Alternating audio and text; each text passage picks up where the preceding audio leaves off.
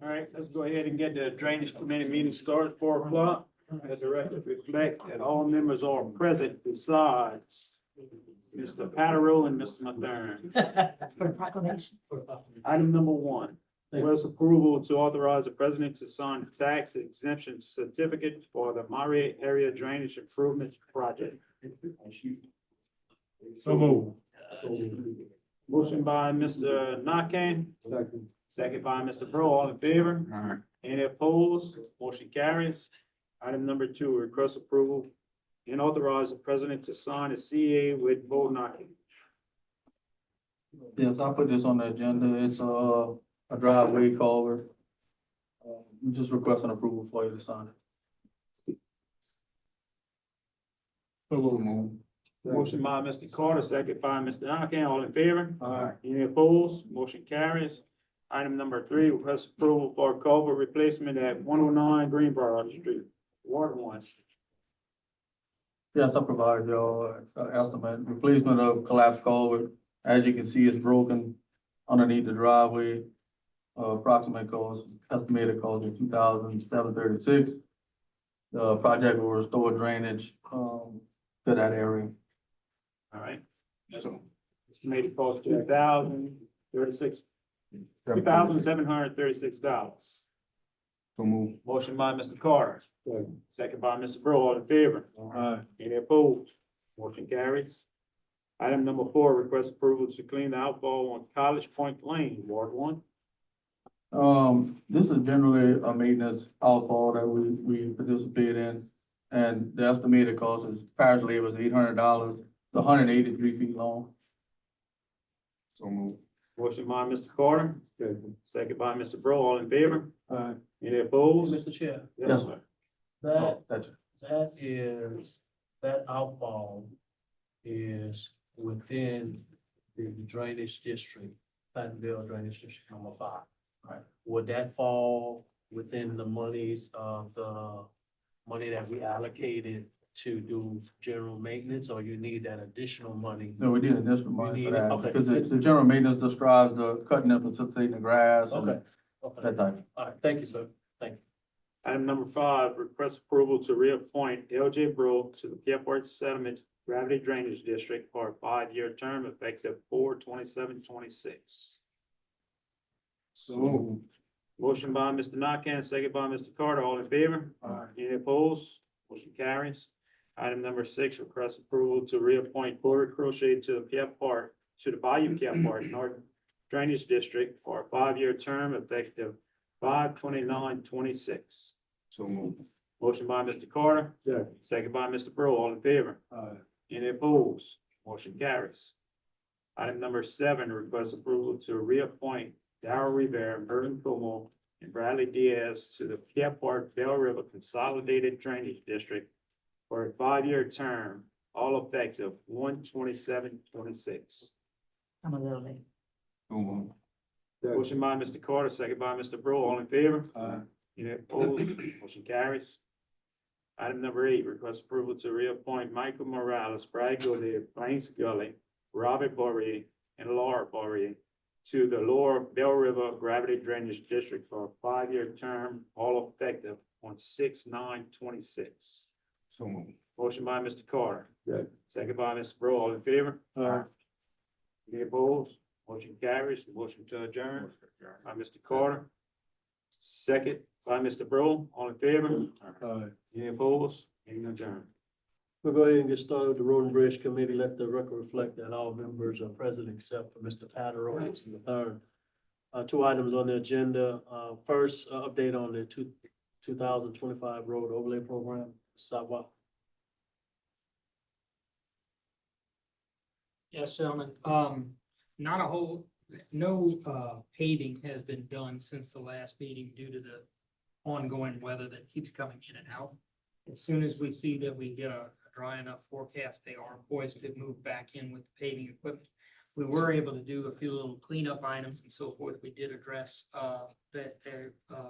Nathan Street, where the mailbox lady was having issues. We were able to address that the following day. So we are still going around doing cleanup things. I met with, I met and spoke with a local, business owner that had some area around his areas that needed to be cleaned up. So we went and documented that and followed up with the contractor. So we're trying to do little cleanup things that they can do while it's, of course, raining, but as soon as the rain stops, we're gonna mobilize back in and be back on schedule for paving. Joseph, did y'all check, Texaco Street also?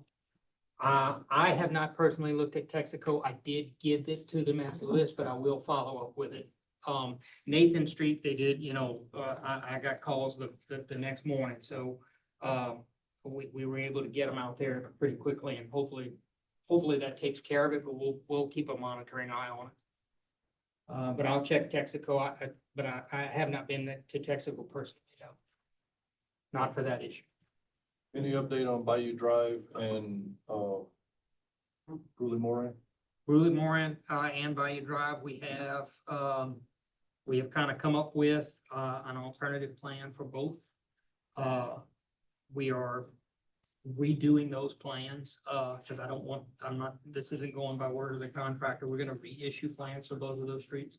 Those are currently being redone, this weekend. Next week, we'll probably issue those plans to them next week. I would like to meet with you one more time once we finalize those plans, just so we can go over, so we're all on the same page as to what we're doing. But we did talk to the contractor as far as those changes. And we believe we're at right now, if everything holds like it is, we'll be at a net zero as far as cost difference. We're just shifting one to the other. With the reductions we were able to make on Bayou Drive should cover any changes we need to make on the other one. But hopefully by the next meeting, after we've had a chance to look over everything with you, we'll go ahead and reissue those plans to the contractor. By that point, he'll be mobilized back in and we'll have a schedule for him. Okay. Thank you. Thank you, Mr. Joseph.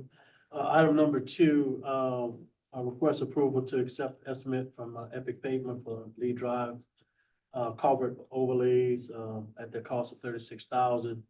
And it really was to discuss and put back on the agenda. I did look at the contract, what we have with Epic Pavement.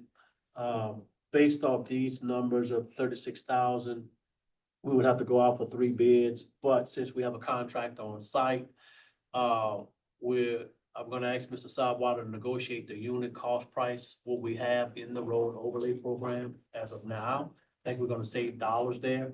I did talk to Mr. Palmville before the meeting, as it pertains to culverts. Culverts were not included, in this 36,000. He wanna stay exactly where he is with that. Mr. Sidewalker, just right off the top of your head, with the unit price, of the asphalt, earthwork, stuff like that, do you think do we have some additional dollars? We'll be under the 36 for sure. In looking at it, the only unknown is under the grading and earthwork, which allows us to do the excavation and so forth. Because we utilize that grading and earthwork item anytime we're excavating for patching and things of that nature. Well, this is basically the same thing. It's a little deeper. So they would be allowed some additional square yardage, or excuse me, some additional volume there, because we're digging a little deeper to help remove the culvert. So, but with that, I think under your current contract, you're allowed to add or remove streets, anything that needs to be done up until December 31st of this year. So, I think, while I understand the contractor gave a quote of 36,000 because he's figuring mobilization and stuff back and forth. Under his current contract, he's required to hold those unit prices. So we just need to, what we want to do is basically give him the steps of what we expect him to do. And then give him the quantities that we're estimating based on excavating and doing what he needs to do. And let him apply his unit price to that and come back and give a hard number. What the cost of the culverts will come? No, Mr. Palmville would like to leave these culverts where they are. I mean, leave the existing culverts. Nothing wrong with them. You don't know till we. I wanted the 8,200, but he wanted to stay where he is. Nothing was wrong with the culverts. It was the material that was used it wasn't compacted correctly whenever the culverts were installed.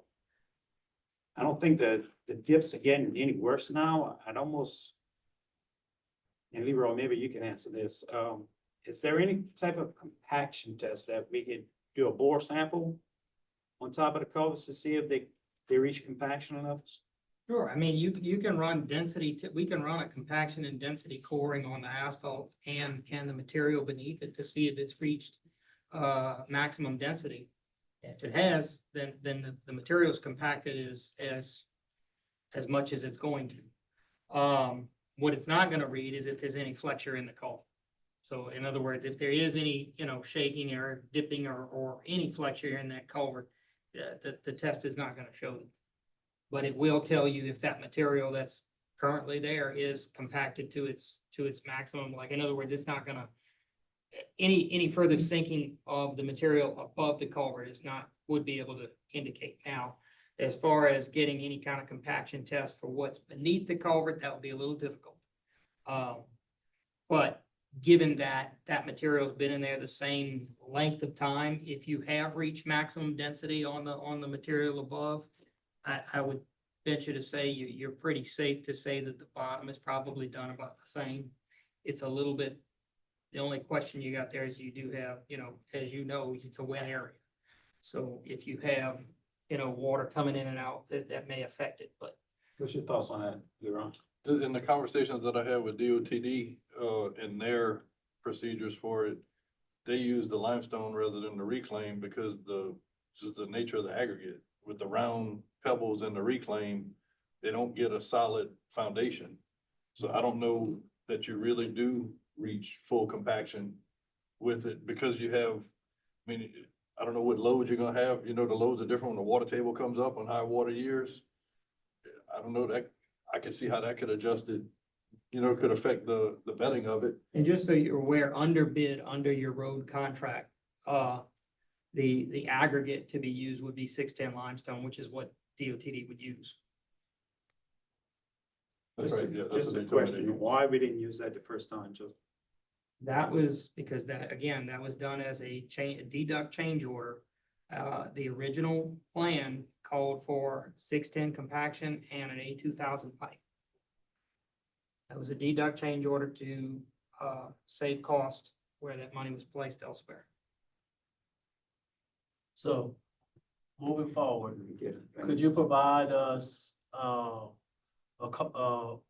cost on what it would cost, to do that project under the unit cost? What we're holding the contractor with, could you provide that for us at the next Yes. meeting? Yes, I can have that. And if we have to do any, as it pertains to 610, 610 is under our current? 610, Okay, so it's already in. Because Sorry. the compaction, the placement and compaction of 610 is under your current road. Okay, all right, okay. My only question is, are y'all sure y'all wanna use these same covers? If we gonna repair it and fix it? Y'all sure these covers ain't gonna work? That's one thing we need to think about. If the correct bedding material would have been used, we wouldn't have an issue at all.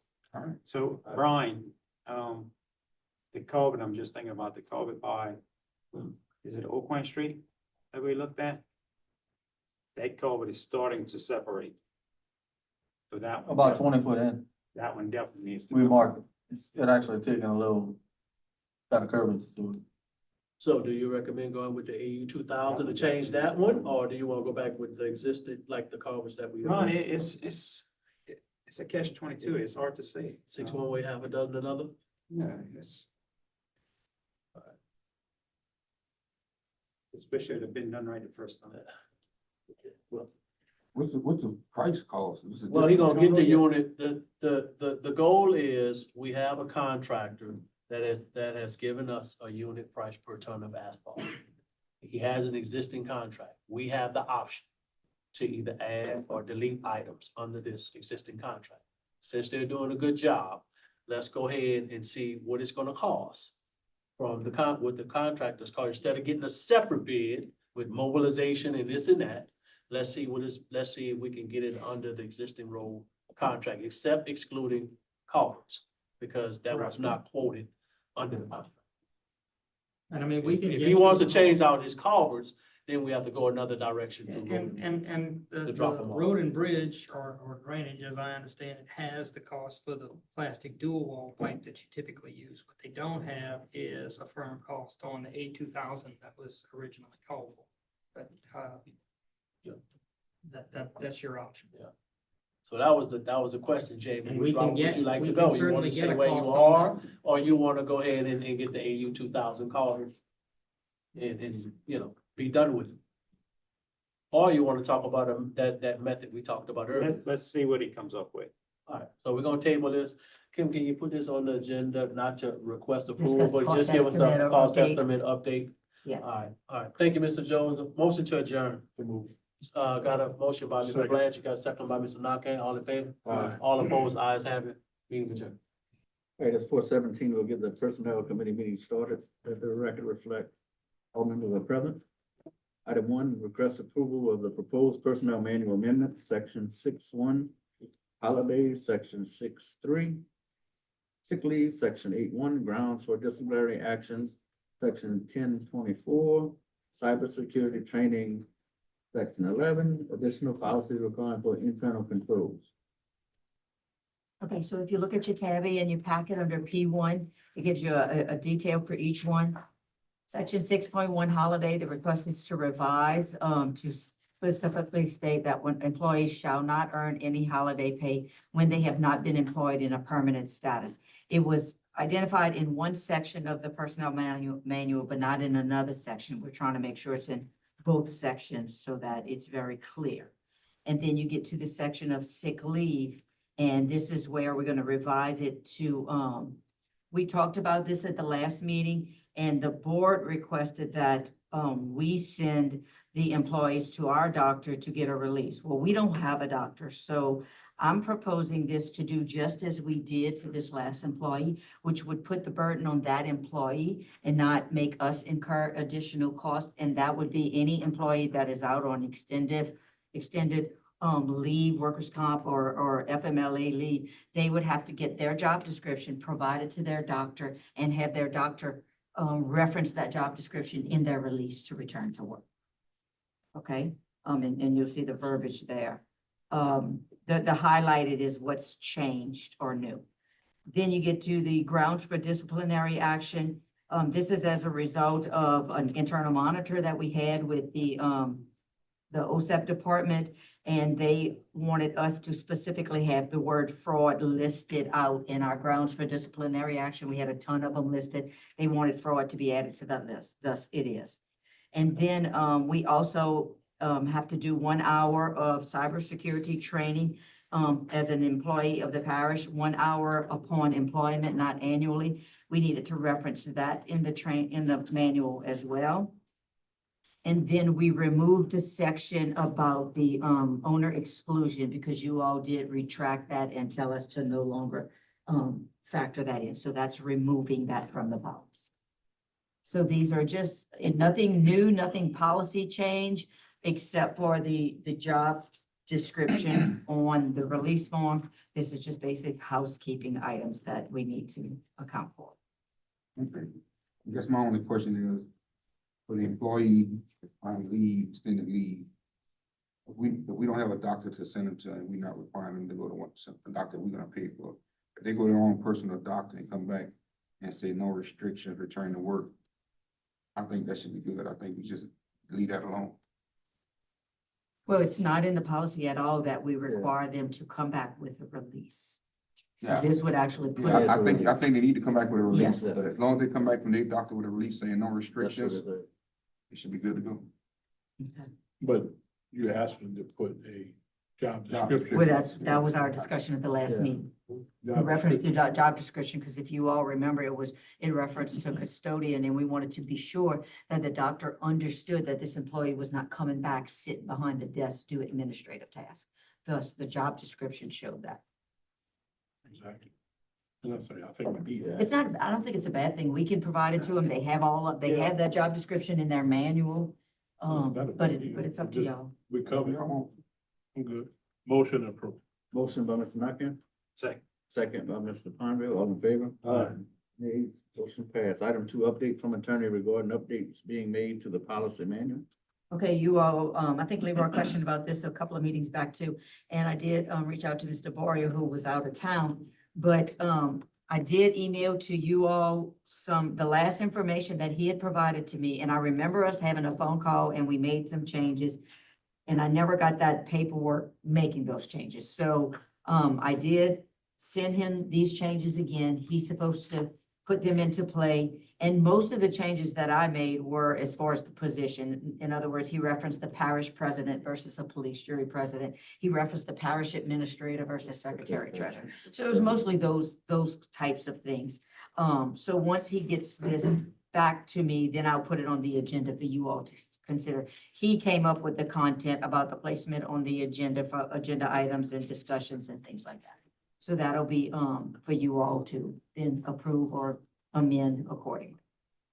But just to give you an update, that's where we are. He is to be back in the office, I think he said after today. So maybe I'll get something for the next meeting. I'll follow up. Question, as it pertains to placement of agenda items, how does that coincide with the bylaws of the Police Jury Association? I have no idea what the bylaws of the Police Jury Association are. So I can't really answer that honestly. This, just my opinion, I really don't understand the purpose of it because it says any member of the police jury president or department head may request an item to be placed on the agenda. So what's different? It's not different. That's the case now, but this is what he came up with. Let me see what this. Which one, the first? First one.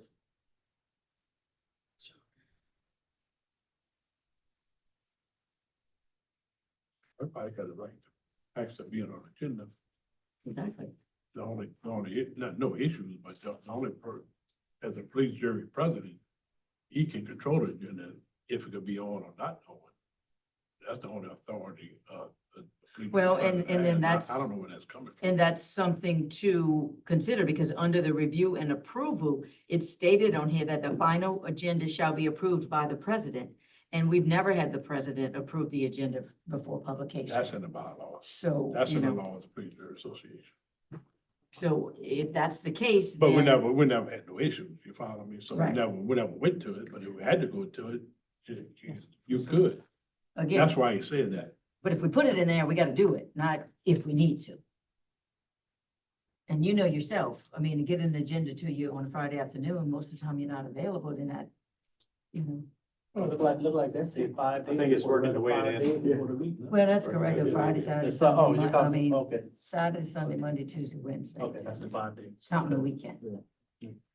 So the only part here that I remember discussing with them in detail was part 4 with the disciplinary policy and the question that was supposed to be answered by these updates was the powers that the department heads have to terminate employees prior to the next police jury meeting, so that employees aren't waiting in limbo. You know, that they could be appealed to the jury, but if it's an offense that is a termination offense in the policy manual, that the department heads could Have that. have that authority to terminate them then. And And it also even, applies to the hiring side of it also. and even what he has here doesn't specifically address that. I think this placement on the agenda, was in conversation with the ADA, which is not gonna be here tonight, but I think that's, that goes back to possibly some items that kept getting put back on the agenda, meeting after meeting after meeting. Employees coming back. What the ADA had advised us was this firm went through the school board's policy manual to update it to current statutes. There were some outdated things in it. And that's what he was supposed to be doing, is reviewing the policy from the beginning to the end to see if there was any updates that needed to be done to the And he statute. did, and he said there was nothing in there that showed any cause for alarm, nothing that was outdated. This is what he. Right, it's just the policy Yeah. manual was silent on some things that he was supposed to address regarding the disciplinary action is what I recall. And I don't know if it really does, but I can put a note on here to talk about, employee hiring specifically. and discharge. Anything else y'all want to discuss, want me to work with him before it comes back? And I think what he's getting at on this is that the jury, I mean, a department head can do what authority they are granted. So if it is granted in the policy that they can hire, then they can. If it's granted in the policy that they can discharge, then they can. But this board has to grant that authority. And as of now, we haven't been given that authority. Explicitly, you know. All right. So it's just the beginning. Item 3, request approval for 2 weeks of FMLE for maintenance workers. So move. Motion by Mr. Carter, Second. second by Mr. Blanchard, all in favor? Any nays? Motion passed. Item 4, discuss end of probationary period for equipment operator 1B, effective 5/30/2026. Mr. Chair, 4, 5, 6, and 7. I spoke to my general foreman. They're satisfied with the employees' performances. And I recommend to, continue the employment. Motion. All right, motion by Mr. Palmville, Second. second by Mr. Carter, all in favor? Any nays? Motion's passed. So item 8, request approval to extend probationary period for accountant by 3 weeks to 6/26/2026. Yes, at the, that's my employee at the 1 month mark. I did meet with her and, she had some, concerns. I had some concerns. So, we did talk about that and discuss it. And I'd like to extend the probationary period by 3 weeks to 6/26 and to reevaluate that time. Motion. Motion by Mr. Palmville, Second. second by Mr. Blanchard, all in favor? Aye. Any nays? Motion passed. Item 9, request approval to hire grants coordinator and discuss the contract with SCPDC. South Central Planning. I do have my proposal at this time if you all want to, go into executive session. Or if you all want to discuss it out. A motion to go in executive session? Do we need to? We need No to- need to. Okay. Okay, you should have a handout. Yeah. Okay, I do recommend that we proceed with hiring a grants coordinator, Ms. Doreen Rivera, at grade 8, step 34. Along with that, I did confer with Ms. Melissa and we did review the existing list that we received from South Central Planning. And she and I have come to a resolve that there are, most of the grants that they have on the list right now, it's not requiring daily work on every single one. I think the LaTap ones are pretty active right now. An architect has been obtained for the RCIP grant, so that's kind of been moved in their hands. Melissa has said she was working on something else. So long story short, we feel that if we allow the contract with South Central Planning just to end, we can take those grants back and we can work with Ms. Rivera as they come up and try to attend to them. It's not like they all have something actively due right now. So it's not like we'd be throwing her and 9 grants have 9 things to be done. That's our recommendation. In speaking with South Central Planning, they did say down the road that if we had an issue and they needed our assistance, they would be in a position to help. That's our recommendation at this point. That sounds good to me. All right, Motion to Well, yeah. hire the grants coordinator. motion by Mr. Palmville, Second. second by Mr. Blanchard, all in favor? Any nays? Motion passed. And, we gonna go ahead and, need the motion to allow the contract with South Central Planning to just not renew. So move. Motion by Mr. Blanchard, Second. second by Mr. Palmville, all in favor? Aye. Any nays? Motion passed. What is the timetable on that contract? When will it, when May is the end of it? 31st. May 31st. May 31st. Because, they're still actively working with me as far as for, updating the monthly reports that they do, they still do that for me. Is that gonna fall in my hands? That one is gonna be falling into, if this Ms. Rivera accepts the position, it's gonna fall into her hands with you working along with her. You can't just throw it at her and walk away. Okay. You go with it? She's gonna need some assistance. And as far as that, Ms. Tawanya as well would still be in her position as that liaison until you all felt that she was in a position to take it all over. Okay. Okay? Yes, ma'am. All good. Thank you. All right. Item 10, request approval to hire accountant, internal auditor. Yes, we had the last accountant internal auditor that we hired received an offer from a past employer, well, not a past employer, but a connection with her past employer for the same position, more money, more benefits, and the ability to work from home. We can't even compete with that. So she has moved on. I did reach out to Nicholls State University, given people were just graduating. And I did get a list of graduates for the most recent graduates from Nicholls, specifically in accounting. There were 2 individuals from Assumption Parish specifically. I contacted those 2 in addition to, I think there were maybe six or 8 from Thibodeau, Donaldsonville, and Assumption area.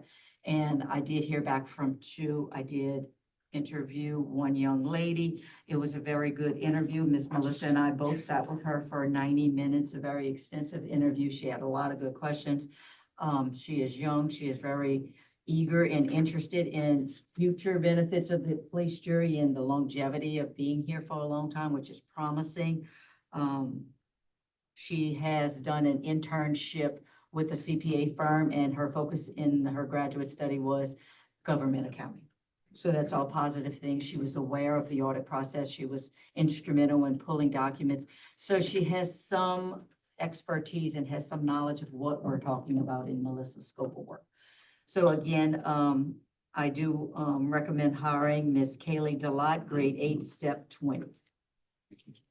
Okay, I guess my question is, we didn't advertise for this position? No, I did not advertise for this position. I just advertised for this position 6 months ago. I received 2 applications, 2 resumes that were qualified. One that I contacted retracted after she got a raise from her employer when it was noted she might leave. And the second is the one we hired. And my only concern is, we are equal opportunity employer. And I think we should advertise every time we have a position come open, unless we pull it from application that we already have on file. That's my only concern with that. And my concern is time. We've lost 6 Yeah, we months lost. already, and time is not on our side. But time don't put us against what we should be doing. But it's By not law. against the law. We're not required by law to advertise.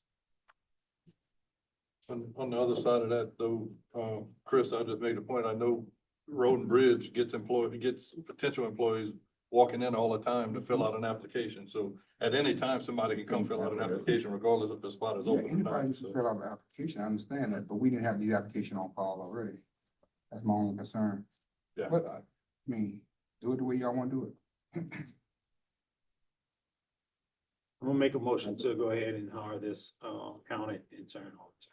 Motion by Mr. Palmer, Second. second by Mr. Blanchard, all in favor? Aye. Any nays? Nay. Nay, motion passed. Motion to adjourn? Motion. Motion by Mr. Palmer, second by Mr. Carter, all in favor? Aye. Any nays? Motion, meeting adjourned. All right, call the Finance Committee meeting to order, record reflect all committee meeting members are present. First item of business is request approval to pay list of bills submitted through May 22nd, 2026. So moved. Moved by Mr. Alcorn, Second. second by Mr. Diaz, all in favor? Opposed, motion carries. Request approval of budget comparison statements for April 2026. Torres, They are presented in your packet. There is nothing that requires an amendment to the budgets at this time. moved by Mr. Diaz. Second by Mr. Blanchard, all in favor? Aye. Opposed, motion carries. Request approval of the proposed agreement from AAR Electronics Incorporated. Yes, this is a proposal from AAR Electronics. What they are trying to do, they are trying to merge the fire alarm system inspections and recertifications to be done at the same time. So they have to come out and do it one time rather than multiple times of the year. There's not gonna be an increased cost. It's more of a, convenience matter for them and as well as us for scheduling. So I don't have any objection to it. Brian, no do you money. know of any reason why we would? No, I mean, we're doing pretty well. We had a couple of things when I incorporated, the safe room, we put it in the system, but we've got it addressed. And they've been doing very well with the community center, very responsive. I don't see any, They just do all inspections at the same time. They just want to come and do it all at the same time. Yeah. Yeah. no problem, that's a move. Motion by Mr. Diaz. Second by Mr. Alcon, all in favor? Aye. Opposed, motion carries. There's a request to approve and authorize the president to sign a polling place lease agreement with Community Worship Center. So Yes. moved. Moved by Mr. Alcon, Second. second by Mr. Diaz, all in favor? Aye. Opposed, motion carries.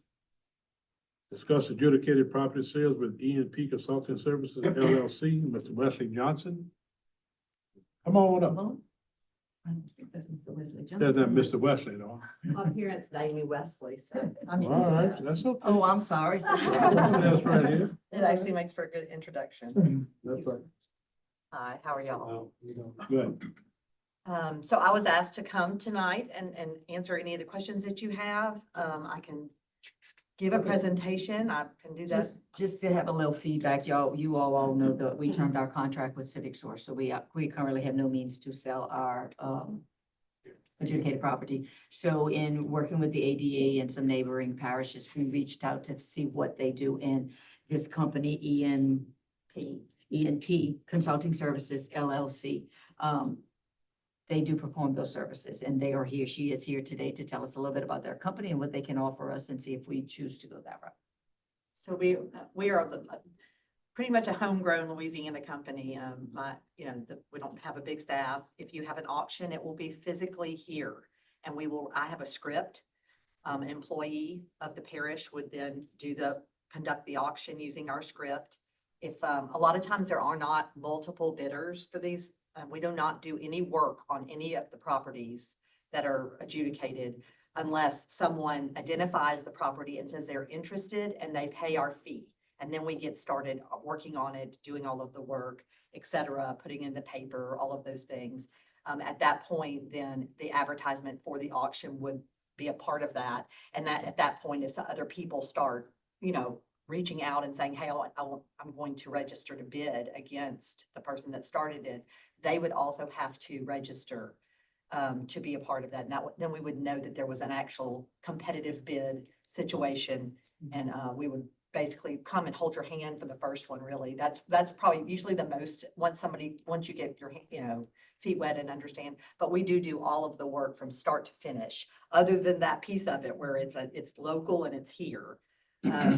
So you all do have a portal, a website that people can go and register and look at properties. That's right. We have a website, but that's not where they do the bidding. So Right, it's our website, basically the relationship that you have with us, if you were to choose to use us, is you would get a button on our website, and hopefully y'all have looked at louisianalandsolutions.com. That is our website. And you get a button and you can see the parishes and the cities that use us just by going there and seeing, and it reads like a book. It's the first one, the second one, the third one that we've ever gotten. So y'all would be, next in line. You would get a button, and then your list from your assessor's office of adjudicated property would be under, you click the button for Assumption Parish, and then you can see exactly what you're going to get by just clicking anybody and saying, there would be a list of your adjudicated property. There would be a link to your assessor's office. And then if you wanted to do any marketing and things like that, there's another button where it says upcoming auctions. That's just so people can see that if there's an upcoming auction, and any featured property. And that's really what you do. So we're very, like I said, we're homegrown. We're being able to pay ourselves the work that we do. So I'm not out here running around doing all of this research and trying to sell your property. Really redeeming it is really what, to be honest, I think redeeming it and getting it back into the hands of the tax debtor is the ultimate goal. with there being a buyer on the other end if that does not happen. And so we pride ourselves in doing thorough work on the notification end of this. We finish the process at the end by filing a mortgage record affidavit as well as the deed. If we wait the wait times, we do all of that. We answer the phones when you call. If we don't answer the phones, we're calling the person back very quickly. So we have a good experience with that. We do run, and I just want to let y'all know this, for the parishes and for the political subdivisions that we sell for, we do run an airship program and we offer it. And I would really encourage you to do one with a local nonprofit or with yourselves. You could host it. And basically it's showing people a lot of this property is heir property. People owned their homes, owned their property. And you can kind of see this roadmap throughout the state. And it's actually a national issue as well of how this happened. And so we created a number of years ago an airship project, which is just a local educational program that you run with a nonprofit or yourselves trying to educate people on how to prevent adjudication from happening, how to prevent losing their property through a tax sale. Or if that's already happened, how they might go about correcting it. If they have a property that's a family property that was adjudicated. And so we really are proud of that program as well. And then we also run a program where we will come and do education on the new tax lien certificate program, because basically the laws have changed. You will still have your current adjudicated property that has previously been sold through tax deed at a sale, but new auctions will all be for liens. So there's a lot of changes to the law, about 150 pages between 24 and 25, 2024 and 2025, that are going to have to be sort of digested. And so we actually offer no cost training to anybody that we sell for. The only requirements are that you provide a space to do the training and that you invite your neighbors, meaning neighboring parishes.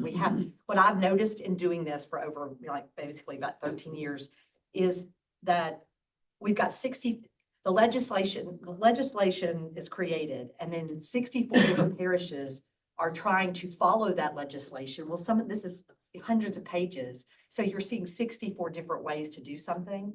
And so with this new batch of new laws, what I'm hoping is that we're all able to sort of be as consistent as possible with how we implement this. And so by educating and learning together, we're actually able to do that in a better way. So, if you have questions about how our sales process works, I'm happy to answer them. But I think you started off, what do the person of interest do first? so if they would identify property on on the list that you provide to us, then they would apply. We get a lot of phone calls. They can call and ask questions and things of that nature. They have to send us a check for $1,000 certified. Our total cost out of pocket the cost for my services, what I get for this is $1,200, but it starts with $1,000 that they pay us. And at that point, it's just good faith.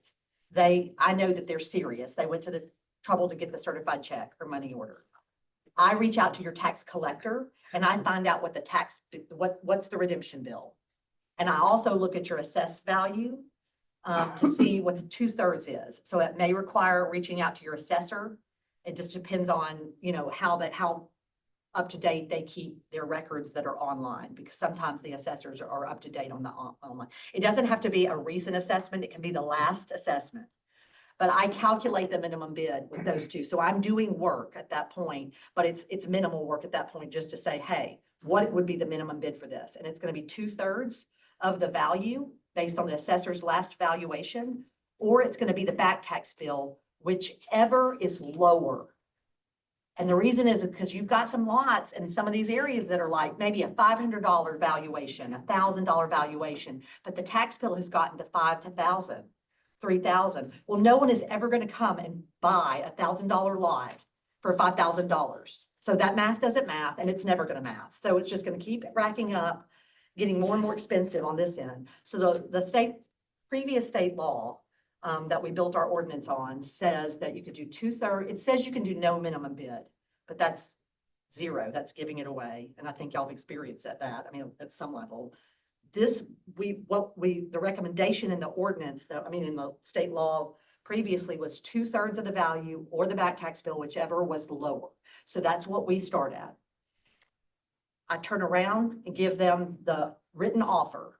That the first time that happens, it's gonna take longer because the collector's gonna go, it's gonna take a minute for everybody. We're getting to know each other.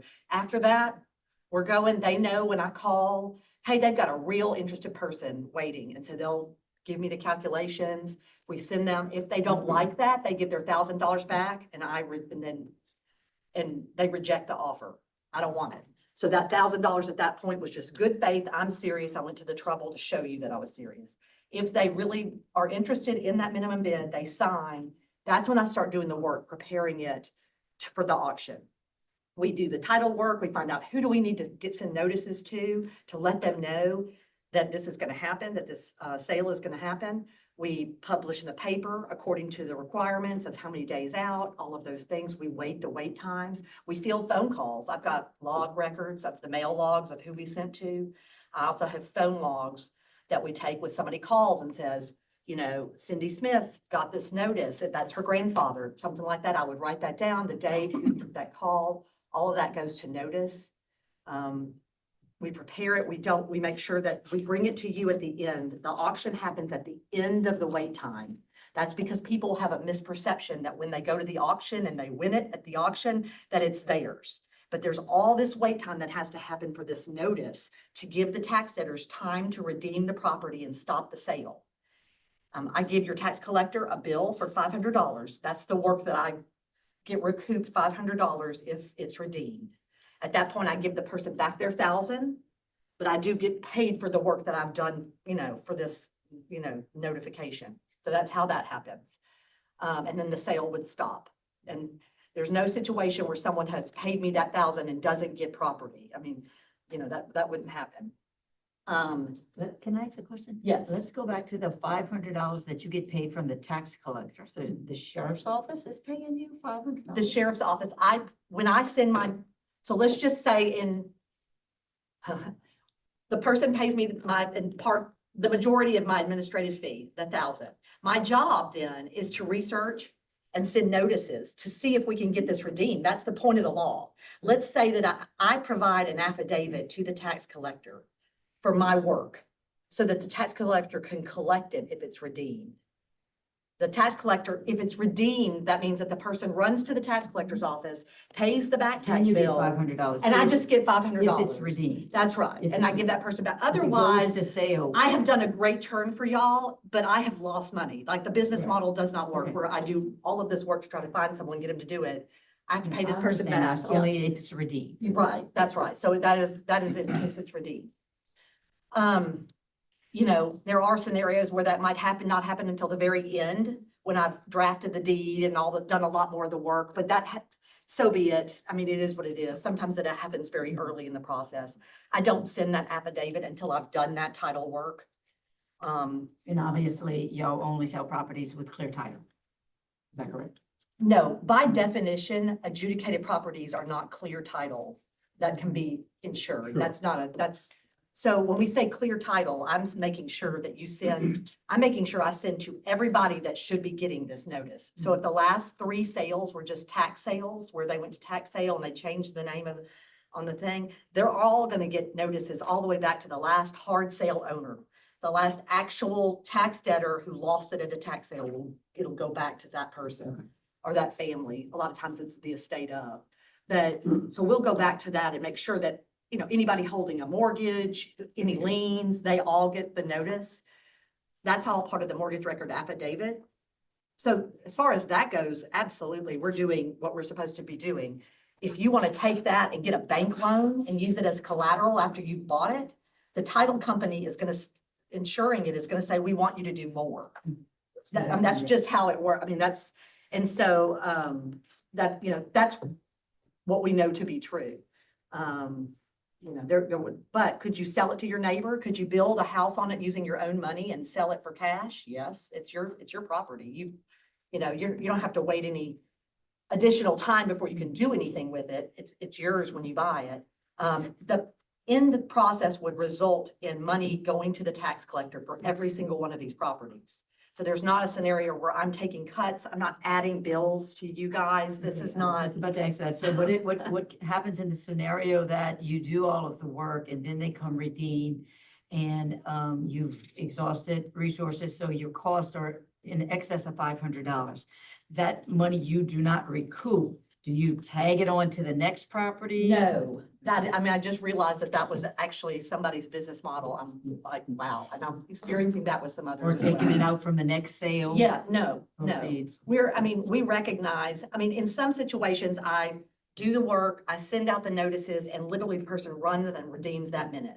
And that's great. That's perfect science of where I, you know, Mhm. there are scenarios, and certainly could be scenarios where we're much further into the process before they redeem, but that $1,200 is a flat fee work for what I do that goes to the interested You're purchaser. referencing 1,200 now, but earlier it was Yeah, That's what $1,000. they it's go for. 1,200.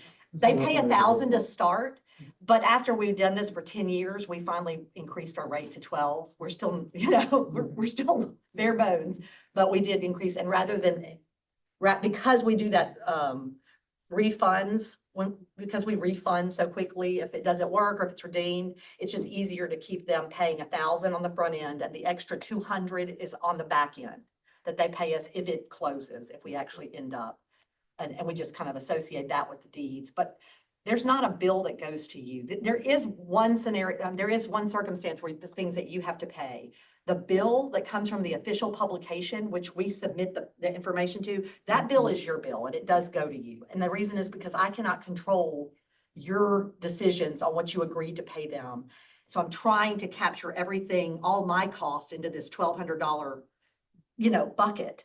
It's me doing the title research and the notices and mailing letters. We don't mail certified letters. There would be no way that I could do that to keep it like that. It's a US Post Office, and I am an attorney. I've done the research long ago to find out, is this okay? It certainly is.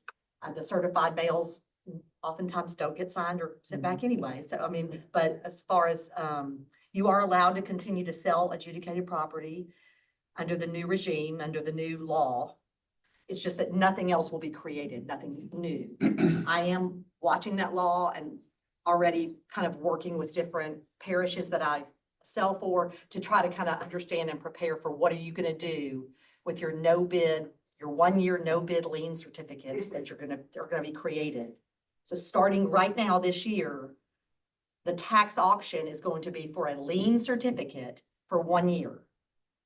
That same property is going to go up the next year and the next, if the bill's not paid. So each certificate will stand alone. The law has been completely overhauled. It's going to be very different. In some ways, it's going to be very good. In other ways, it's going to be confusing. And that's again where I go back to, I'd like to provide educational services, and you invite your neighbors to the collector's office. I've spoken at the assessor's statewide law office by invitation.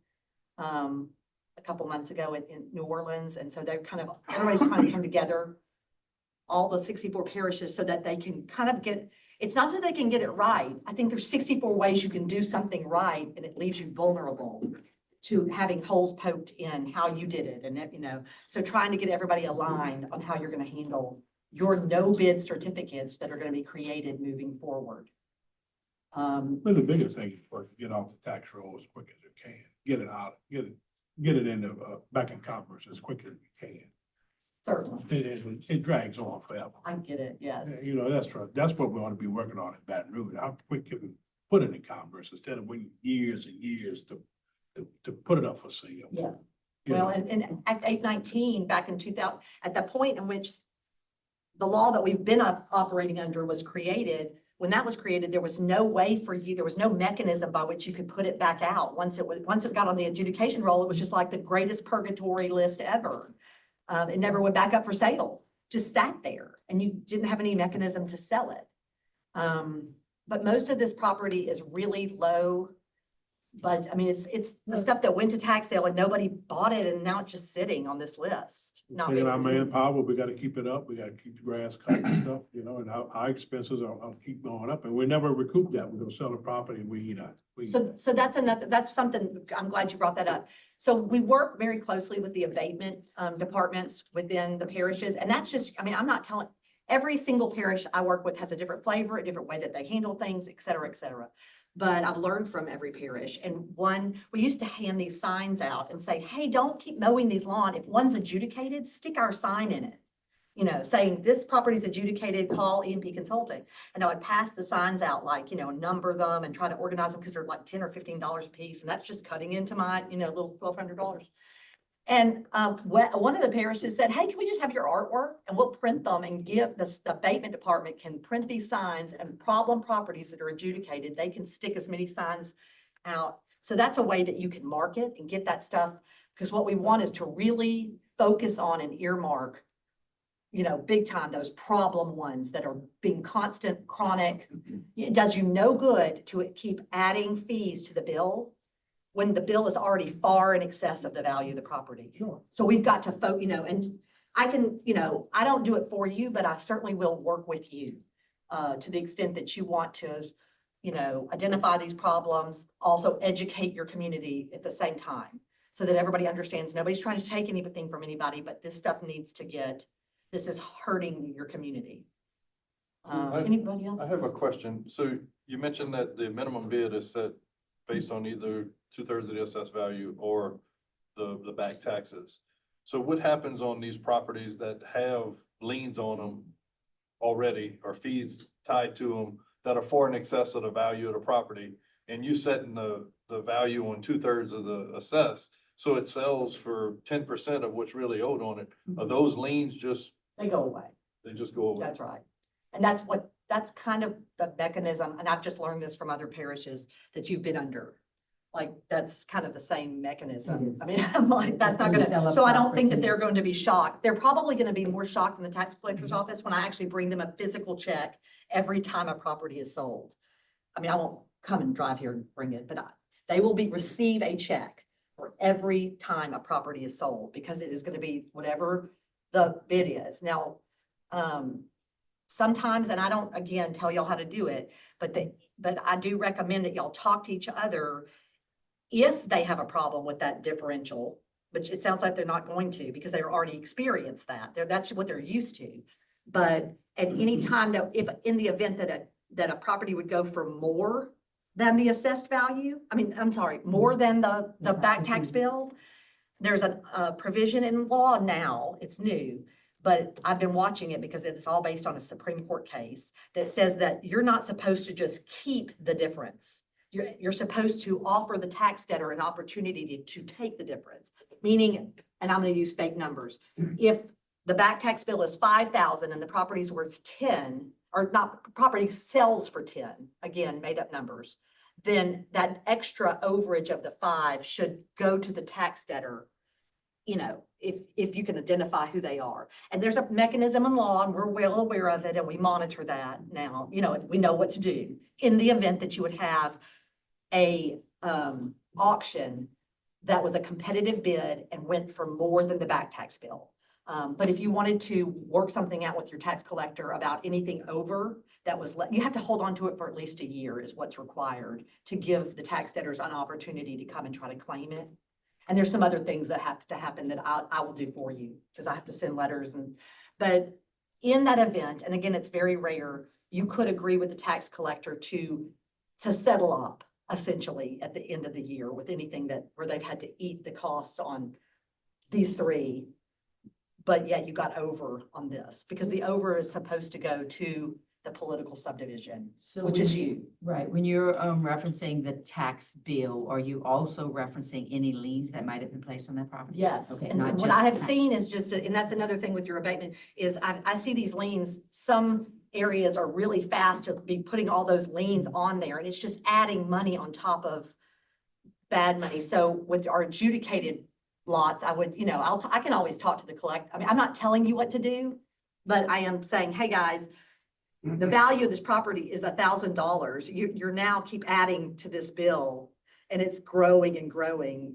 I don't know what the cost are to do this, aside from encouraging, trying to get it sold and putting, you know, getting it out there. You know, we've talked to different areas. about how they might do it, because I don't know what are y'all paying the filing fees to file those liens? I mean, there's. We pay filing fees, but those liens are also costs we've incurred to maintain a Exactly. property. So again, I mean, I don't have a perfect cookie cutter model for how you solve it. Otherwise, I'd be like, on vacation right now. But I do know that I've learned from other parishes. I've learned from other areas. Everybody's like got good idea, just different, oh, wow, y'all are doing it that way. Okay, well, that is a way. Here's another way, those kinds of things. And then sharing with other parishes, hey, they're doing they've got this great idea and assumption, so, You did present to me, you had stated that the first process, if the jury were to be interested in going this route, that an ordinance would have to be introduced that the parish would adopt stating this is how we choose to sell our adjudicated property. And then that would have to be adopted, and then the jury would also have to get into a cooperative endeavor agreement with your firm. that's right. Correct. It's a 3-page, you can, Right, it's item 13 and 14 on this agenda. I don't know if y'all want to just take it under advisement, if y'all have any further questions, or for those two items do link to So- Ms. Johnson. I have one question that I know some of our properties fall under, where the size of the property is too small to do anything with. like a sliver that got left off of It might be something. 15 feet wide by 50 by 60 feet or something like that. So whoever purchases it really can't do anything with it as far as for building on it or anything. All they can do is they're buying it to cut the grass, basically. So what is our recourse for these properties that have been on our rolls that are too small for anyone to really worry about? So in the ordinance, there is a lot next door program, and there's a couple other things in the ordinance I want to tell you about, even we don't have to go into depth with them. But the lot next door allows individuals who own property adjacent to an adjudicated property and have maintained it for that adjudicated property for at least a year, that they can buy it for the minimum bid rather than have to bid against someone. So everything looks the same. My fee's the same, because I have to do the same work. I have to send all these notices and find these people, but it's a sale for the minimum bid rather than a purchase, an auction. Those are good for that. And I do have some postcards that y'all can either use or my staff can do it. We just do the best we can. Again, I'm not making any marketing promises, but we'll, the ladies that work with me, they're like, they'll say, hey, I noticed in this parish, they've got a lot of this and they're really interested in that. So we'll kind of try to earmark some of the lot next doors and send a little postcard inviting neighbors who might be interested to kind of fix that themselves by adding on. Those are perfect for lot next door owners to purchase. I recognize that in some of these cases, they're buying a property that's $500. It's a little sliver, and my fee is more than that. And I'm sorry for that. I mean, the fees, the work has to be done. So that is how that works, but it's a lot. I feel like we've kept it as low as we possibly can. We do allow, I call it the coffee can plan, but it's kind of like a layaway where they can send us money, and I just keep it over here in their little coffee can until the sale, because the wait times sometimes last a long time. So that, and we've had people successfully do that with us. So I think that answers your question about those slivers. If you yourself wanted to acquire, if the police jury wanted to acquire one of these properties, the process would look the same. Our fee would be the same. It just wouldn't be paid until the end, but we would do all of that work. And then there's an ordinance that you would say, we're going to acquire this property, and our letter would look somewhat similar, but it would say the police jury's decided they're going to try to take this property and they're going to, go ahead and Why would we want to go through that process when it's already our responsibility? It's really not your property. I hear that a lot, and I don't try to jump out and correct it. It's not, it's adjudicated to you, and you have the right to go take it and disperse of it to try to get it back out of the commerce. But there's a law in the books that says it's not your responsibility, like for purposes of liability. If somebody were to have an accident on it, it's not, you're cleaning and picking up the trash and doing all that because people in your constituents are upset and it's bothering them and they're complaining. And so you're trying to deal with that. But the previous law that was in effect until we had our until this year of 1/1/26, had provisions for you to donate or to acquire yourself in addition to you selling to interested parties. And those three different processes look essentially the same.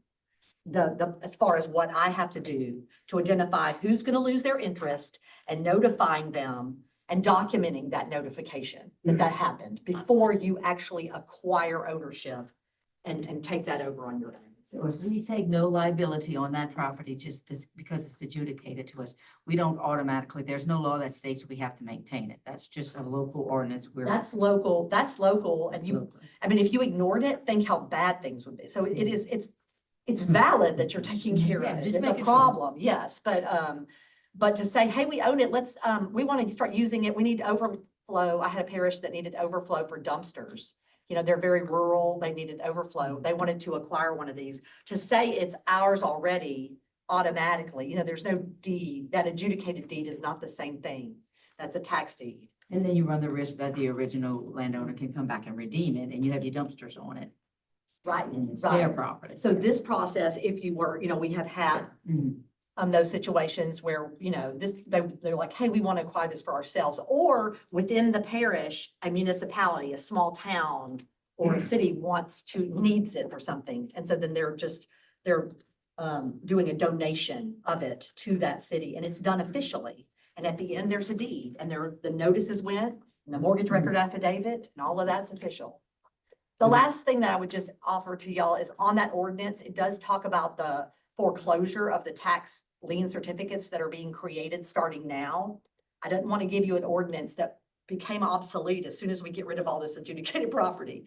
And so everything that's starting to be created now is a tax lien certificate that will have to be foreclosed on. We would be here all night if I tried to educate you on that. It's a whole nother overhaul, and I'm happy to answer questions, and you can call me. Tim has my cell number. I love to talk about it, but the law does allow you to convert a piece of adjudicated property to a tax lien certificate, and then the person, and then convey it to somebody, give it to them or sell it to them. And then they have to take that tax lien certificate and foreclose on it through the courts. It's supposed to give you that clear title, right? Ultimately, when it goes through the whole foreclosure and a judgment, and a judge is seeing it, and then the sheriff's sale. It's going to be a much more expensive and complicated process, but it's in the ordinance because once we are done with selling all our adjudicated property and we only have tax lien certificates that have been left to you, that foreclosure is going to be the only thing we have to work with. And so I'm working with other parishes trying to kind of hone in on how are we going to do this and do it, streamline it, all of those things. But your ordinance does include that language as an option. And it is an option that we're giving to our interested purchasers. I'm finding that they're not interested in that, but every single one of them is offered that option of having you convert the piece of the adjudication deed to a tax lien certificate so they could then take it for foreclosure. So. All right, any questions from Ms. Johnson? No, Okay. we just got to decide what we want to do. Okay, well, I appreciate it. Thank you. And just let me know. I'm not in any rush, but I'm happy to be. No, I mean, we need to move, you know, I mean, we got nobody to do it now, so, you know, I don't know if we need, it's professional services, I think. But we incur no costs. Yes. Yeah, We don't pay any fee on this. Where you want to sign? But typically, all ordinances are introduced and then adopted after. So, do you all have a preference on whether the agreement would be entered into prior to the ordinance adopted? I would prefer that Ordinance because I first. don't want there to be a misconception that I'm supposed to be doing anything for you until after that ordinance is Okay. signed. So I mean, I just would say, hey, sign the MOU after you've made your decision. Correct. All Correct. right, thank you. Thank you. Nice, good. Any other business on the finance? Motion adjourned, Motion. by Mr. Alcorn, second by Mr. Diaz, all in favor? Opposed, motion carries. Whereas 5:10, we'll get the engineering grants committee meeting started. Let the record reflect all members are present except for Mr. Mathern. Item 1, update from GIS engineering. Good evening, jurors. Jacob Lusky, GIS Engineering. Mr. Vayon, had a conflict, he couldn't make it tonight. So in front of you guys, I handed out an update of each 4 projects that are referenced on the agenda. First is Bell Road Lane Drainage Project. We're currently working with Mr. Topwalk, and when he gets what he needs done on final plans, we'll be ready to bid it out. But as of now, we're just holding tight. Joe Lamar Street Project, environmental permit revisions have been done. final plans are currently being reviewed internally. And, we're getting the technical specs and front end docs together, ready for bid and final plan submission. Columbia Canal drainage improvements, we submitted the 90% plans back in March. Permit application has been submitted. That was like in January-ish, late January, approximately 6 months. So within the next month or two, we're expecting that back. And then, working with ELOS and, Mr. Calabro to work on some environmental steps in the land services, with the, revised statute 38-113. And what that is the land rights from a named tributary, looking at the top banks of, drainage ditches and stuff. So, Ms. Landrum's working with, Mr. Calabro on that. As of now, on that project, the land services are gonna be the critical path until we can get out to bid. So we gotta clear all the land, make sure, drainage servitudes and whatnot's there to maintain whatever we do build and for construction. Then, Bayou St. Vincent drainage improvements. We submitted 30% plan set in April. Right now, we have a site visit. We plan to go out, but it's been raining a little bit, so, we're gonna ride the bayous, tomorrow. We're gonna try to get out there tomorrow. And then currently Arcadis is finalizing H&H before we can submit the 60s. So when we get them back, we get their H&H model back, it'll have to reflect what our plans do for the 60%. So, and we're working with Arcadis and OCD for that to happen. So that's kind of where we are right now with everything. And that's what I have. Any questions? I guess OCD is waiting for the Arcadis H&H report before they comment on the 30%, or what's Don't know. Dan, you might know. So the question was, I got it. Dan Tanner with GIS Engineering also, when, to answer your question, Leroy, so they actually did provide 2 comments, very brief, just things to incorporate as we go into 60%. I'm not sure if they have a consultant that provided those, but it was passed along by OCD. So we're working towards the 60%, but they don't want us to submit the 60% until the H&H is finalized. And we're continuing to, as you know, work through that. just trying to press. It's out of our control. All right, anybody have any other questions? Thank you. Thank you. Update from Duplantis Design Group.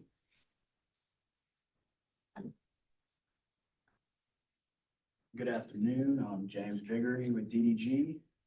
And last week, there was an impromptu meeting that the jurors had with the Department of Transportation. And we provided a map showing the locations of the pumps. So I think the department is putting together a memorandum for us to be able to proceed. That's correct. Okay. So we have, the geotech is making good progress on the lab work. Survey has completed one of the sites. And once we get that information, we'll be ready to start design. Right, I think there was some discussion from DOTD after that meeting where their engineer is thinking that this might just be a right-of-way permit request that the parish manager would submit. So we're waiting on them to decide which way they want to go, if we're gonna go with the IGA that we originally discussed, or if it's just gonna be a notification by permit that we're gonna be doing work in the right-of-way. And the only thing that they ask is that any structures be placed as far away from the travel lanes as possible. That was the only thing that came across in that email. I'm not sure if you were copied on I that. do not think I saw that email, but I guess Joe was on it. Well, I don't know. I think, Brian, it came to you, right, since you're the DOTD You sent it. communicator? Okay, I'll forward it to you. I'll make sure that I get Okay, it. if y'all get that to us, and then I guess the interpretation of how far from the travel. Right, It's but part of we're it. basically waiting on DOTD to advise us which way they're gonna administratively proceed through it. Okay. And we don't know when that'll be. No, I mean, I sent them the information you had. Okay. They said that that would be sufficient. But then they came right back and said that after reviewing it, that it may just be a permit issue and not So back to where an we IGA started. required. Yes. With a little Exactly. language, gradually. I know what they're looking for. Anything else? No. All right. Thank y'all. Thank you. Next item is update from Infinity Engineering on parish-wide sewer plant improvement project. we have anyone from Infinity on? I think still running smooth, I'm sure. Well, Yes, with sir. this weather, I We're doing don't well, think but they do, I will forward, they sent me the report on schedule. I'll send it to you guys, tomorrow. Question is, like, they doing these improvements and on the way to the sewer plant, they got an empty lot. What do we put in front of that empty lot? Is it a T right there? Do they do anything or when the owner of that lot decides to build on that lot, he has to tie into the main line? How does it work? You mean like if someone Like- purchases the lot? They're like along Georgette Street, there's a Right. lot on the last lot right against the plant. It's vacant. He Right. wouldn't ever want to build something there. How he ties into the system. We- putting tie-ins at every lot. Well, when the system was supposed to be originally designed, they may have not put a wire there or a tie-in, but when it's called, if somebody does purchase a lot, then we go out, we find the pipe and we'll put the tie-in and they bring it to us. Okay. At a cost. It's gotta go to the lift station. Yes, it's at a cost. It's gotta go to the lift station. So you can't go straight to the plant. It's gotta go to the Yeah, it just goes to the 8-inch gravity. Empty lot, man, say, hey, Yep. next year I might want to do it, how I tie in your system? That's right. We go put the T? Yes, we go in and tie into the 8-inch, gravity drain, which brings it to our lift station. And it's at a a cost. certified plumber does, Yes, Yeah, certified. not parish employees. We dig the hole. We dig the hole. We find the hole. We expose the pipe, a certified plumber comes in and hooks it to the end of our right of way, to the lot, and that homeowner hooks it to that lateral coming in front of our We're lot. gonna tear the road up pretty That much. tear the road up, that's correct. When Depending on where it's at. when they should have a outlet at every lot. They didn't. yeah. Not every lot was accounted for. All right. I'm good. Answer my question. Next item, update on my rate drainage project.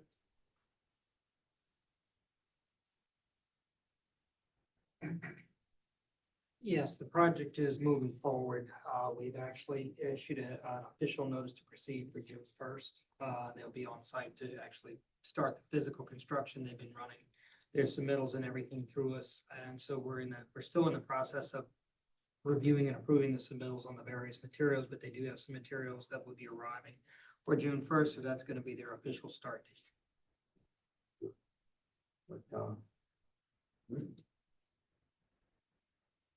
Next item is update from Special Programs Director. I don't have any at this time. Jacob kind of went over with OCD and ELOS that's going on.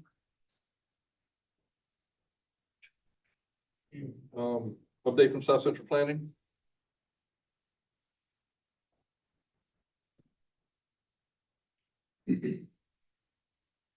How y'all doing this evening?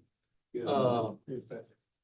I think y'all all have a list of the projects that we've been working on. Y'all have that list? So anyway, It's in a packet. it's in the packets. I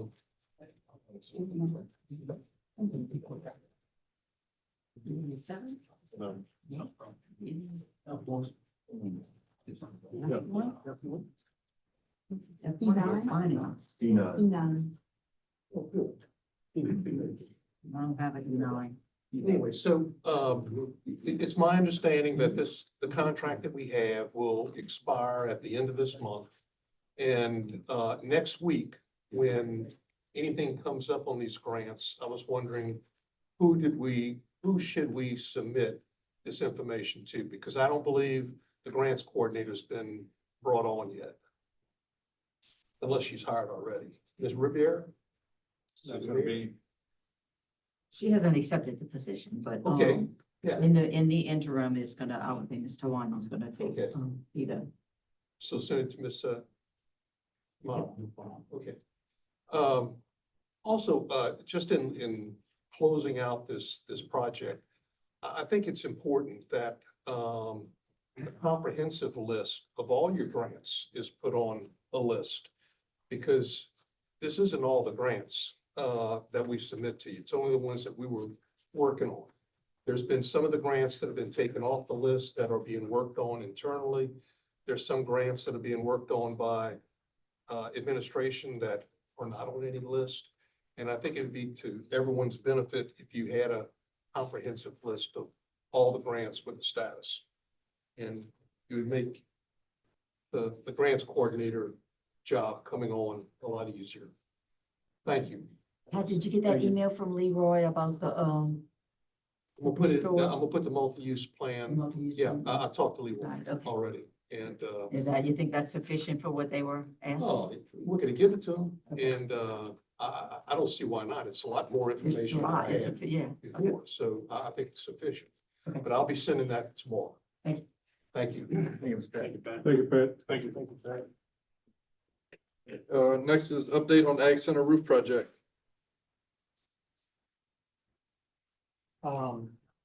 We delivered the plans and specifications for the large arena roof, and we are prepared to go out to bid. We are requesting permission to advertise the large arena roof project. I had submitted to your packets an updated opinion of cost based on the new R panel roof. It's going to be a lump sum bid to change the upper roof, and then we have three alternates. One is to change and repair the lower flashing where the sidewalls meet the lower roof is alternate number one. Alternate number two would be to install or add a gutter to the upper roof. This would help take some of the water load during heavy rains off. That's all going down onto that lower roof. We would install a gutter on both sides to the upper roof to relieve some of that. And the third alternate would be to replace the existing downspouts on the lower roof as well. Brian has those Yes. plans. as well. Yes, I received them today, but I haven't had a chance to review them, and I notified you for that. He did, and to his credit, we had them, unfortunately, with the holiday on Monday and stuff, getting things to him as quick as we had hoped, didn't. So being that we hadn't had a chance to review the plans, I don't think it's appropriate for us to approve to advertise at this time. Would you agree with that? Yes, You want a chance I would like to review it, right? look at them, go over them. Let's table that. All right, we'll have this item on the next meeting.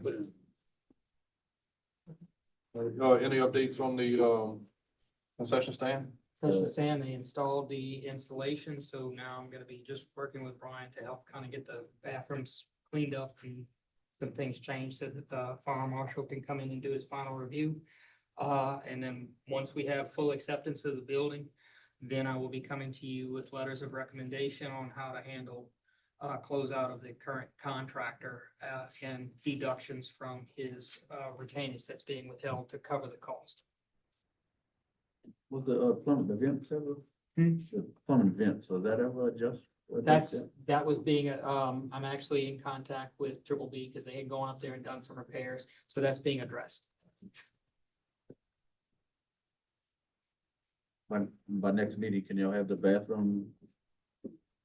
I think, I mean, we can have our end, I'll get with Brian, I think it could be, I don't think it'd be that big a deal to get it to a clean state where we could get an inspection scheduled. I can't guarantee that an inspection is gonna be happening between now and then because I'm at the mercy of the fire marshal, but we can certainly request. We'll do the best we can, Mr. Mikey. The rain is altering our schedules quite a bit when we get these, substantial downpours. Like I said, the final the inspection, I'm kind of at the mercy of the fire marshal. Yeah, understood. But we can certainly request it. Anything else? All right, thank you. Next update on health unit repairs, and I think number 10 goes along with this also, right? So, Mr. Chair, I provided y'all, I wanted to give everybody kind of an idea where the large scope came from. Everyone has the principal engineering incorporated with some tabs on it. So previously, principal was reached out to provide a scope of work for the health unit based on FEMA's report. There is 4817 DR. Okay, so this proposal came in at $13,920. And if you look at page 4, their recommendations for the health unit says the facial wall panels due to moisture and drying is happening in the hallways, 260 linear feet, 3 feet of the wall. Therefore, meaning we would have to take it up to replace the insulation internally. And this is where we derived our scope from, Mr. Mikey, to do additional work inside of it, because it was recommended by the engineering company that was hired to give us an evaluation interior. At that point, we tried to go out and get pricing, and the contractor stated we didn't have enough physical stuff to give a price on it. So we revisited it, we came back, we created this. I don't know if you gentlemen want to see it. And we tried to go out for 30 days, but the price cost exceeded the limit, so that in turn made us go out for a public bid. Well, we did receive a revised contract, AIA, from our architectural firm, and we had them do it both ways, on the lower end and the higher end, give us a new cost estimate for it. I would advise that we accept it, because they did include the language in there that it would take administration through the project. So we did get a physical cost on that. And I had a conversation with him today just to confirm it. Mr. Tim with the organization. We used the lowest number and we used the higher number. And if you would like to pass it around, I can hand it off. I printed it.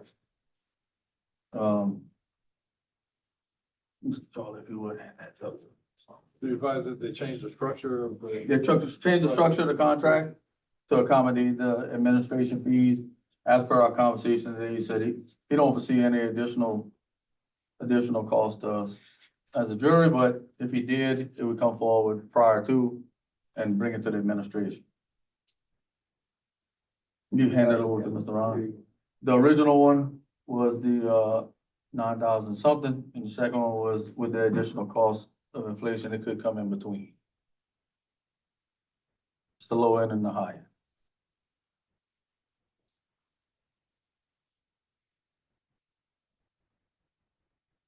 So the FEMA claim Right, was for 956 square feet of acoustic tile, 432 square feet of half-inch gypsum wallboard, right, replace one light, 100 square feet of tile, correct. 956 square feet of insulation. Now, is the insulation, if there's 956 feet, is that considered, it doesn't say acoustical ceiling tiles, or is that the fiberglass insulation behind the wall? Didn't we receive this from FEMA, right? I got it right here. And then there was This another report says variation. that every hallway wall has to be changed. There's nothing wrong with every wall. No, we're not doing every wall. That's not in our, That's what this said. yes, but that's not in our board. Alright, No, that's what I'm confused about. no, it's not in our that every wall has to be changed. But of course, you're gonna have insulation damage in the wall because the water came from the bottom. We did do an air quality test on it in between. The building was it was habitable.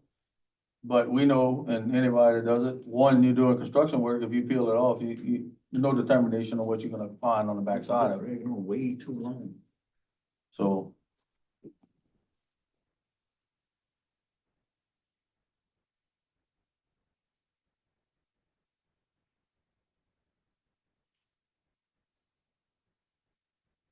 So FEMA gave us what, 21,000 for this project?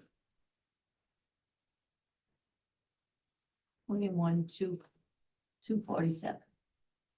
but that's also understanding that that's not gonna cover the full scope. We could submit additional invoices when other repairs are found. They only base their observation on what they see. They don't know what's behind the wall. So we can submit for additional funding from them based on repairs and invoices. And how long that building's been vacant? I don't know, a couple of years now, I guess. If it had mold and all this moisture, it would be coming out the doors by now. I understand. We had the air conditioner run, but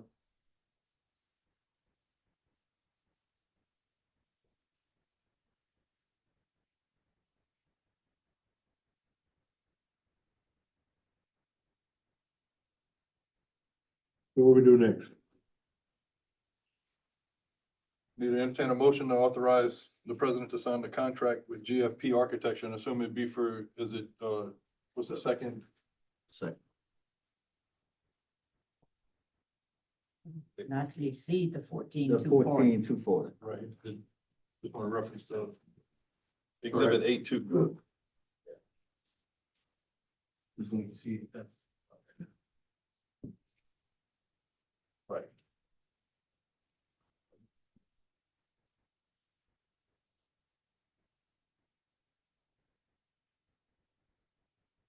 All right, so just to clarify, to entertain a motion to sign the contract with GFP Architects for the exhibit 8-2 fee schedule not to exceed 14,240. That motion? Motion by Mr. Bro, second by Mr. Pineville, all in favor? Opposed? Motion carried. All right, do you have any other action items on the health unit? No, sir. Okay, thank you. Update on courthouse renovations project. So I had an item on here to discuss the invoice submitted by Grace Abear for architectural service on construction admin.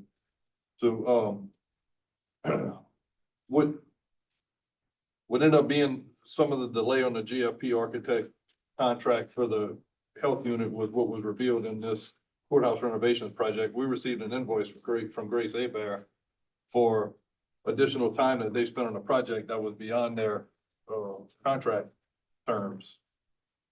So I don't know, Brian, you want to explain? And that's what prompted us to make sure we had this contract and had construction costs and fees included in it. If I'm not mistaken, it came like at 19,000 and some change. And we requested a itemized list of what was done in those timeframes, and we have not received it yet. So we're waiting to see. I would like to, let's table it to the next meeting to see if we receive it. I just looked at my emails to make sure, but I have not received anything, nor has Miss Melissa, to itemize those hours. Cause some of them show 7 hours on the job site, and I know I wasn't there with an engineer for 7 hours, nor was Sage Construction. So, I mean, I logged on to Procore, created a login, went in, approved the additional work. And then they took some administrative work on the other side to come back and say, okay, but that's about it. I think 7 hours on the job site is quite extensive. In multiple terms, it was 4, 7, and different things, but I think we need a broken down, itemized. And we requested it. We're just waiting. Yes, we requested it, and I haven't received it yet, because I just looked at my email just to make sure. Anyone have any questions regarding that project? All right, and as we stand right now for the RCIP, we have the contract with that architect. That architect, I will meet with the architect next Wednesday on site. They will come from New Orleans and we'll have our first meeting with them. Hopefully, I don't know how long, it's gonna be the first time I visit with them, so I don't know exactly how detailed the visit's gonna be, but it's gonna be a start, so we're moving along with the project. Thank you. Next item, item 10, we covered, under item 8. Next item is request approval for Central Parish Village Jury to grant authority to OSEP Director to transfer SHSP grant funds to South Central Planning. And I may have right word to use, not quoted that, but just wrote that wrong. We do that every year where we transfer our funds to South Central Planning, and in turn, the whole region does that, and they're gonna buy my equipment from me. They just manage the funds. We've been doing it like that for many years. And I'm gonna buy some new radios with those funds. So that's all that's doing, giving authority to transfer it to them. I think the deal on this was that the authority was in the past with the president, and now it's with the director. Request is the director to have that authority. Correct. Yeah, that's a move. I just worded it wrong. Motion by Mr. Diaz, Second. second by Mr. Nakane, all in favor? Aye. Opposed? Motion carried. Request approval to utilize CRI funds to enter into a contract with Centos to provide automatic defibrillators for parish buildings. Yes, sir, that's mine also. We have some funds we receive every year from the Department of Health and Hospitals. We've been somewhat, it's been hard to spend it because it's very stringent on how you can spend it. But after talking to a few people, I've heard that we can utilize these for AEDs in our public buildings. I have 6 locations, that I'd like to put AEDs in, and I've got a contract. It would be a maintenance contract, but we wouldn't purchase them. Centos would provide the AEDs. They would also come on a monthly basis and check check batteries, check equipment, maintain them, provide a box for them on site, and, at a cost of, $810 a year per unit, which would be like, I think it's $9,700.20 a year for 6 AEDs. And that CRI money right now, we're currently getting about $16,000 a year. So I've got the approval from the Department of Health and Hospitals, it's a viable funding expenditure. So I think we would be a good public safety thing to have these things in public buildings. Courthouse, bottom of the courthouse, upstairs, the courthouse, public works, this building upstairs and downstairs, and also the community center. Community center has one now. No, sir, it does not. And also we got gigged on that because as a shelter, we're supposed to have one in a shelter. So that's one thing the fire marshal does say we are required to have. So it also would work to benefit us on that. So it's not any funding coming out of the parish. It's coming out of from the Department of Health and Hospitals. And, I think it's good. Yeah. Can you, also check with CRI to see if, the funds could also be used to educate our employees on CPR to be able to use a defibrillator? we can, but this unit these are the most highly advanced units where once you turn it on, it gives you how to use it, but I know what you're talking about. If you want to also get some kind of training as far as CPR.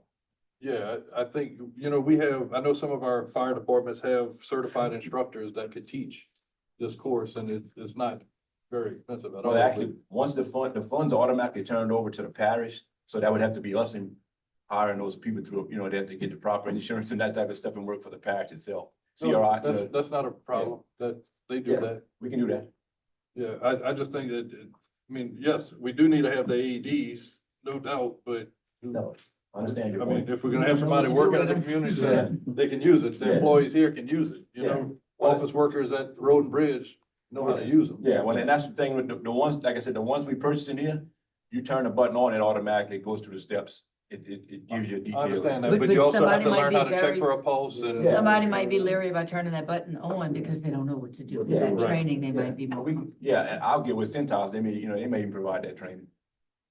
Right, I just want to make sure, if you're having trouble spending the CRI funds, that we could use that to train also, Yeah, to use them. I'll check with them. So, all right, motion to approve by Mr. Diaz, Second.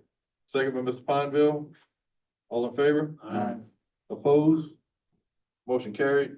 There are Motion no to adjourn. deviations. All right, motion adjourned by Mr. Diaz, Second. second by Mr. Pineville. Meeting adjourned. All right, we got about 20 minutes.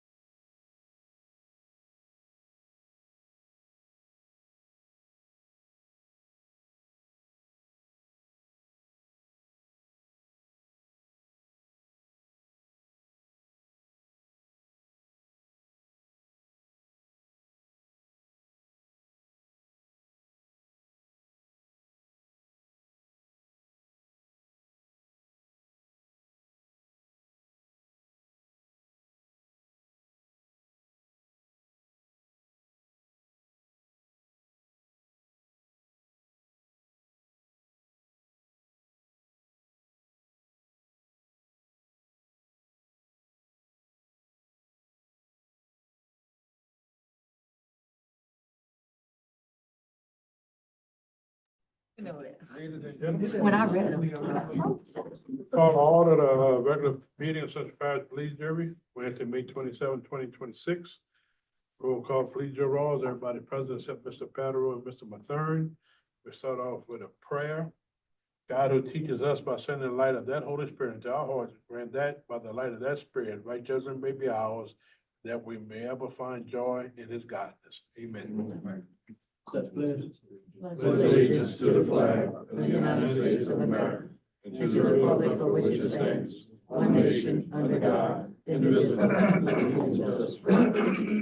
Stay standing a minute, please, and let's, keep Mr. Irvin Como family in our prayers, and,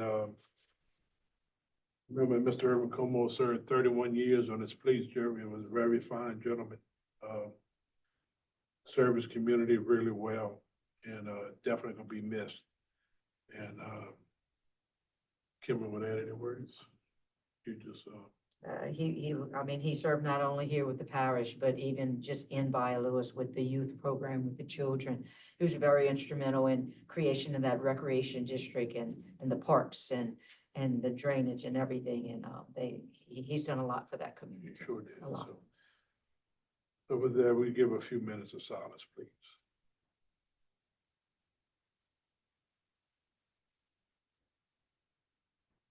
May you rest in peace. Thank you. Amen. Thank you for that, Mr. President. Yep. All right, we accept any corrections and approval of minutes on the May 13, 2026 regular meeting. Motion approved. Motion to approve. Mr. Blanchard, second by Mr. Brewer, all in favor? Opposed, motion carries. Public comment period. Any public comment, any items on the agenda? First call, second call, last call, record reflect no public comment. Drainage Committee report, Mr. Pineville. Yes, sir. Drainage Committee meeting was held this afternoon at 4 o'clock. All members were present besides Mr. Patero and Mr. Mathern. We approved the president to sign the tax exemption certificate for the Monterey Area Drainage Improvements Project. We approved the president to sign the CA with Bo Knockan. We approved the culvert replacement at 109 Greenbrier Street. We approved to clean out the outfall at College Point Lane. We approved to reappoint LJ Brill to the Pierre Park Settlement Gravity Drainage District for a 5-year term. We approved to reappoint Corey Crochet to the Bayou Pierre Park North Drainage District, 5-year term. We approved to reappoint Darrell Rivera, Mervyn Como, and Bradley Diaz to the Pierre Park Bell River Consolidated Drainage District for a 5-year term. And we approved to reappoint Michael Morales, Brad Gode, Blaine Scully, Robert Boria, and Laura Boria to the Lower Bell River Gravity Drainage District for a 5-year term. I present this all in form of a motion. Motion by the chair, second by Mr. Brewer, all in favor? Aye. Opposed, motion carries. Road and Bridge. Yeah, Road and Bridge met this afternoon. All members were present, except for Mr. Patero and Mr. Mathern. 2 items on the agenda. We received a brief update on the 2025 road overlay program from Mr. Sabwa. Item number 2, we discussed Lee Drive culvert overlays, and we authorized CJ Sabwa to get a cost estimate based on the unit cost per ton under Epic's road contract. And Ms. Sabwa will provide that update at the next meeting and give you those 2 items in the form of a motion. Motion by the chair. Second. Second by Mr. Blanchard, all in favor? Aye. Opposed, motion carried. Personnel Chair, Mr. Diaz. Personnel Committee met at 4:17, all members were present. Well, item 1, we approved the personnel manual amendments. We had an update from the attorney in reference to the policy manual. No action was taken on that item. We approved 2 weeks FMLA leave for a maintenance worker. We approved to end the probationary period for equipment operator 1B effective 5/30. A general maintenance worker effective 6/5. Maintenance worker effective 6/5. General maintenance worker effective 6/5. We approved to extend the probationary period for accountant by 3 weeks in 6/26/2026. We approved to hire a grants coordinator and we also approved to end the contract with South Central Planning on May 31st. And we approved to hire an accountant internal auditor. I present all this in the form of a motion. The motion by the chair, Second. second by Mr. Pineville, all in favor? Aye. Opposed, the motion carries. Finance Committee, meeting met, all members were present. Well, first item, we were approved to pay the list of bills submitted through May 22nd. We approved, budget comparison statements for April 26th. We approved the agreement with AAR Electronics Incorporated.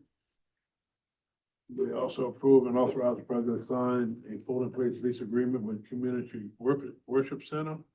And we're hearing from, E&P Consulting Services, concerning adjudicated property. And we'll take that up items pretty later, so that's my Motion to accept your report. motion to accept my report by Mr. Alcorn. Second. Second by Mr. Brew, all in favor? Aye. Opposed, that carries. Engineer, Mr. Blanchard. Engineering Grants Committee met at 5:10 today. The only member of the committee, not present was Ms. Mathern. We had an update from GIS Engineering on the Belrose Lane Drainage Project, Joel Moore Street Drainage Project, Constant Canal Project, and Bayou St. Vincent Project. We had an update from the Duplantis Design Group, regarding the ring levees in the Pierreport Bell River area. We did not have an update, from Infinity on the sewer plant improvements projects. But they did send it to the parish manager and he'll send it out to everyone tomorrow. We had an update on the Myray Drainage Project and there's a notice to proceed June 1st. We had an update from the Special Programs Director. We had an update from South Central Planning Development Commission. We had an update on the Ag Center Roof Project. Both on the arena and the concession stand project as it nears completion. We had an update on the health unit repairs where we approved and authorized the president to sign a contract with GFP Architecture. We had an update on courthouse renovations. That included discussion on an invoice by Grace Abear that'll be held until they provide backup documentation. And also, we have a meeting next week with the architect for the RCIP funds. We had approval we granted approval for the jury to authorize the OSEP director to transfer SHSP grant funds to South Central Planning. And we approved to utilize the CRI funds to enter into a contract with Centos to provide AEDs for the parish buildings. I present this to you in the form of a motion. Motion by the chair, second by Mr. Diaz, all in favor? Aye. Opposed, motion carries. Good idea on that, Paul. We probably could use some things down the road, hopefully not. Just in Hopefully case. not. Hope we never use it. Hopefully not. use. That's why I said Just hopefully in not. case. Delta Water, File South Louisiana Chapter Wood Duck Box Deployment Program, Mr. Jay Shakespeare, is he here? He is not here. Yeah, come on. No, not. That's not him. That's not Jay, that's Christian. Here, but I am a board member with him. I can give his update. if Oh, y'all- Yeah, come on. Yeah, Come on, Christian.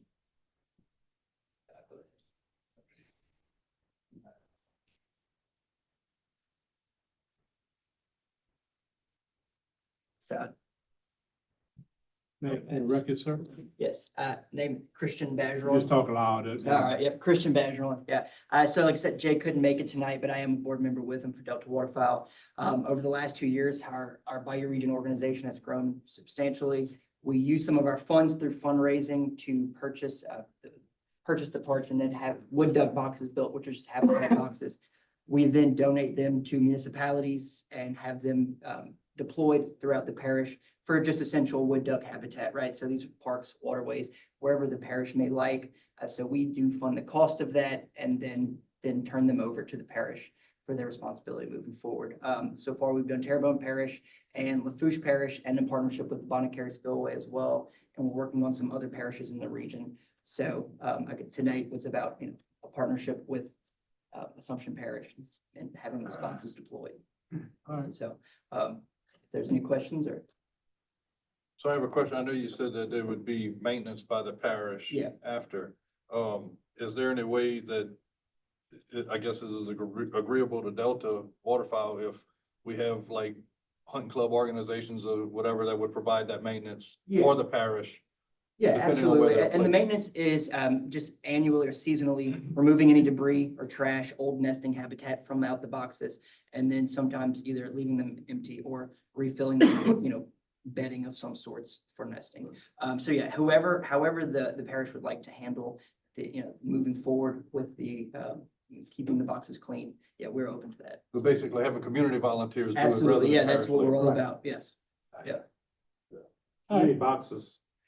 That would be up to you, however many, we've done a couple hundred so far to date, so, we've got hundreds more, we've got, partnerships with some of the high school, technical schools for their woodworking classes to build them, so we bring in the students as well with it, but it would basically be however many you're willing to accommodate. So we just have to give you like coordinates or how does that work? No, you would also, we would have we arrange for like a meeting date where we bring our truck or our van, our trailer full, with the parish would then just receive them from us, some sort of event morning. And then from there, you get to choose where you'd like them deployed. So whatever works best for the parish. Are you ready to move forward with it? Something? We would need a few months to have them build, because we're still working with Lafourche. However, within probably just a few months to turn around. Yeah. We're interested. Yeah, we Okay. passed the nesting season. for this year. Yeah, I hear you. So a few months won't hurt. That's Yeah, right. absolutely. All right, you can stay right there. Yep. So next item is update. Thank you. Yep, you got it. Update, from collaboration and innovation to regional growth, collab. Yeah. And request approval, authorize president to sign the memorandum of understanding. Floor is yours again. Yeah, thank you. Okay. So for the record, Christian Bergeron, I'm Chief Operating Officer of CoLab. For those of you who don't know, we are the regional economic development organization that represents the Bayou region, with Assumption, St. Mary, Lafourche, and Terrebonne parishes. Formerly, for over 3 decades, we were called SLEC. So last year we rebranded, and with that came some new initiatives and some new emphasis on really getting out and being visible and working within the parishes that we represent. So we've had some really great successes and growth in the last 1.5 to 2 years. We're just looking to really symbolically commit ourselves to the parishes we represent and kind of a way we haven't done. So recently, we met with the other parishes and some of the other local leaders, and we had what we call a stakeholder meeting. So we gave a slide deck, PowerPoint presentation about some of our accomplishments and our plans moving forward and how we are committing ourselves to being a regional organization and representing the parishes. So at the end of that meeting, we had a small MOU signing. The MOUs are not legally binding. They don't hold you to, accountable for anything. It's essentially just us committing ourselves and saying, hey, look, when we have projects or anything coming to the area, we're going to keep our parishes informed, right? So working with Mr. Alcorn, any potential business that we're bringing in or working with or helping with existing businesses here to expand, we want to make sure that we are available and offering those services to you. And so we feel that having this MOU, basically, it's just symbolic. It commits ourselves to you moving forward and making sure that we're offering, our services at any point and helping the parish out with growth. So I also today I brought for everyone our annual report we get printed every year. So it's a little highlight of some of the things we've done over the past year. So I've got one for each of you to take home with you and look through. But with that being said, I'm here tonight to see, get permission to, approval to get that MOU signed. Can we take a look at it? Absolutely, yeah. You do. All right. Nice. It's on my desk. Can't sign it, but Yeah, I'm. these, yes. Yeah. Okay, yeah, it can be signed and returned. Yeah, I don't have one with me. I think we'd submitted one and had it out, but that's okay. Yeah, once you have a chance to look at it, review it, like I said, it is very, very generic and broad. Yes. It's just a handshake essentially is what it is. But those are a little bit of our wins and stories from the past year.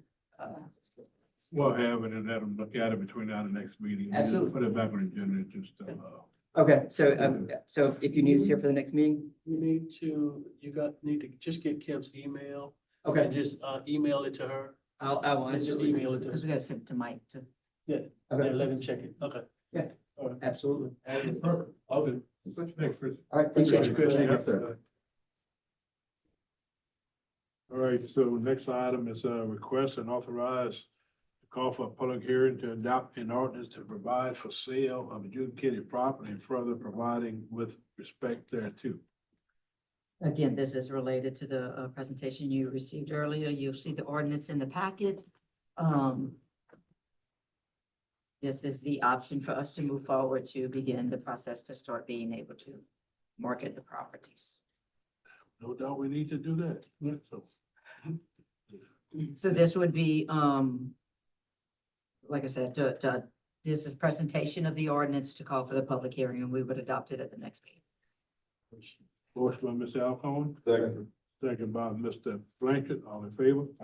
Opposed, that motion carries. Request approval for the president to sign the cooperative. We're gonna Oh, table. we gotta table Table that, that yeah, we one. gotta table We're gonna that, table yeah, that. we gotta approve it first. Table that. There you go. Yeah, you're right. Request approval to reappoint Jerry Carter to Assumption Parish Library Board of Controllers for a 5-year term effective 2/10/2026. So moved. Moved by Mr. Blanchard, second by Mr. Bro, all in favor? Opposed, motion carries.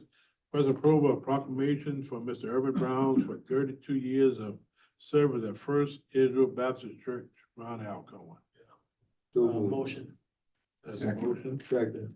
Motion by Mr. Alcone, second for that proclamation. All right. All in favor? Opposed, motion carries. I was gonna read it a bit. Request approval to send DOT. It's in there. I got it right here. I just saw it. It's in there. 360. You wanna read it? I'll read the first paragraph. Pastor Urban Brown Jr., 32 years of faithful service to First Israel Baptist Church stands as a powerful testimony of unwavering dedication, godly leadership, and servant-hearted ministry for more than 30 years. He has shepherded the church with wisdom, humility, compassion, and unshakable commitment to the word of God through his preaching, teaching, counseling, and community outreach.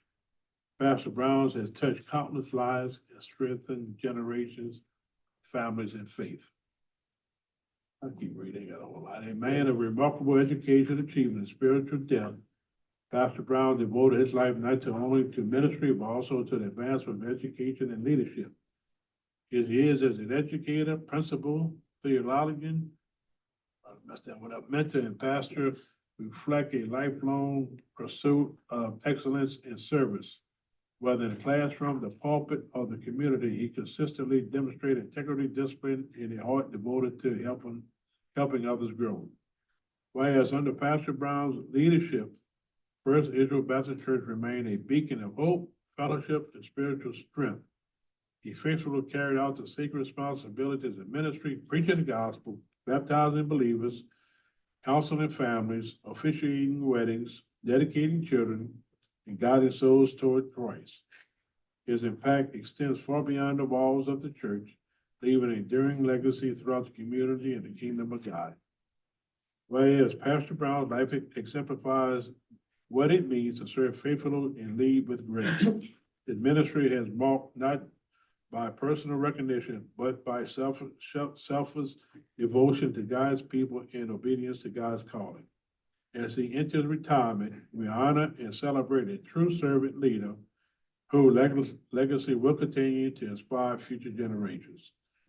Now, therefore, I, Jeff Knocker, Assumption Parish Police Jury President, do hereby proclaim that this proclamation for Pastor Urban Brown for 32 years of service at First Israel Baptist Church. Well done, thou God and faithful servant. Matthew 25:23. Get your hard cards now. He taught you? He taught you algebra? I work He with taught him. me algebra. I worked with him all his years in education. Education too? He was a great man. Oh, yeah, I remember. Yeah. All right, next item is a request approval to send DOTD a letter requesting they place warning signs for autistic children at the 7400 block of Highway 996. Mr. Blanchard? Yes, sir. I put this on the agenda. A resident in this area contacted me, said he made contact with DOTD, and DOTD said that the request had to come from the police jury to place the signs there, so that's why it's on. There we go, Ms. Torres. There we go. We got a letter to him. Motion by Mr. Blanchard. Second. Second by Mr. Brewer, all in favor? Aye. Opposed, motion carried. Next item, discuss illegal dumping for Kena Lane and the trash removal on LA 400 Charles Road. Yeah, the Potato Lane dump site has been there for some 20 years. And I'm prior to get involved with the state, with the Lieutenant Governor's office, they sent 2 representatives who showed me a map from the state. I said, we standing right here, you know who owns this property? I know, it's on the edge of the field. He said, the parish, Peace Church. So we own this, and this is our dump site for 20 years probably. And I can't do anything about it? I said, well, right now, I'd like to go on record, let's put it for sale as soon as we can get all our stuff for adjudicated property, if it's considered. And I think it is. I'd like to put it for sale yesterday. All right. And the other one, I'm gonna get with you. Get some dumpsters or something, get it picked up. We need cameras there before we start we cleaning. had them, they probably. Well, after you clean them, you put them up and see what happens. Let's make sure this property is adjudicated to the parish. We catch somebody, let them remove it. Well, the farm is healthy now, without a Or doubt. get the electric chair out. I'm ready, sorry. I'm ready to roll. I know it. So while we're cleaning up this property, I think we need cameras. Yeah, I got Oh, it. yeah. So listen, also, Whatever happened to the camera program? They was so I'm, supposed to I'm put. fixing to tell you. Go ahead. So as per our conversation today with Mr. John Sutter, it was to my understanding that they're willing to provide the cameras, but it has to have you have to have an officer or a sheriff willing to monitor it and issue the fines and penalties for it. I wasn't able to make the the call and the conversation, but yes, they will provide cameras, but you have to have a certified deputy to monitor it and. Will the constable work? That's what I thought, that So would have been a Wildlife good and job. Fisheries is ready to do that. Right, and I asked them today, also during our conversation, if I could speak with Wildlife Fish to ask them if they're willing to do it. I haven't talked to them yet, this is as per the conversation this evening. So I'll reach out to the agents and the associated people and we'll go from there. Then you should be able to give a ticket, right? Okay, Wildlife and Fish. That was They part of get a the, ticket. that was part of the match of having someone from the Yeah, it has to parish be or some, certified, full to, certified agent. So I went out there with Wildlife and Fisheries. Mhm. Right, I think I shared their contact with you, I have correct? Jake and So, they are more than willing to take over. Yes. yeah, that was part of the match. They're Have the whole very, parish. very they've proactive. assisted us in other They're there. locations before. They're very proactive against littering. Oh, It's serious illegal dumping. All right. We'd like to put it for sale as soon as we can. So we can- Yes. Request for approval to adopt ordinance 2606 to levy the grass cutting charges totaling $455.35. Another comment before, Mr. President. About, 400, LA 400. Yes, sir. I'd like to invite all of y'all to travel that as soon as you can. Just to look at all the trash and derelict structures along that route. And please give me some direction in correcting. Direction Need help is, there, desperate. the residents need to put in a complaint. Everybody We can't put in a complaint on that. Yeah, whoever's complaining, Charlie, tell them, Might get some arsonists or something to go out there, and burn them. okay, Charlie. Devil ring. I'll take a ride, and give us a next one. Yeah, well, I'm fed up with it. Request approval to adopt ordinance $455.35. Moved by Mr. Blanchard, second by Mr. Carter, all in favor? Opposed, motion carries. Request approval for filing occupation license applications. Bear Bayou B Farm LLC, Morgan City. George by Lewis, at Chaffalaya Construction LLC, Fairport. Going Thrifting LLC, Fairport. So moved. Moved by Mr. Blanchard. Second. Second by Mr. Diaz. All in favor? Opposed? Any other items?